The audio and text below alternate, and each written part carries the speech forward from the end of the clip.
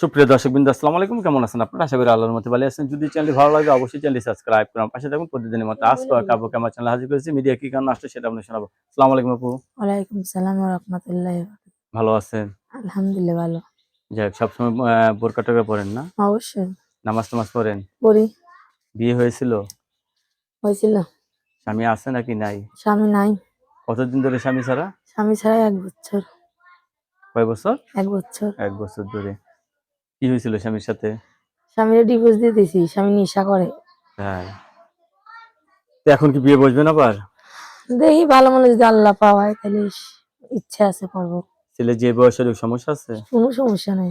অনেকে তো বউ চলে গেছে, বউ মারাও গেছে। এরা যদি আপনাকে ভালোবেসে গড়ে তুলতে চায় তারপরও যাব।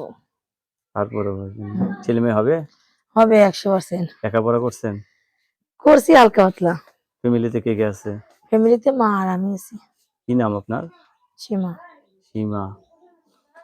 দর্শক, এই সীমা আপু অত্যন্ত সরল সোজা মানুষ। তো আপু বিয়ে বসতে চাচ্ছে।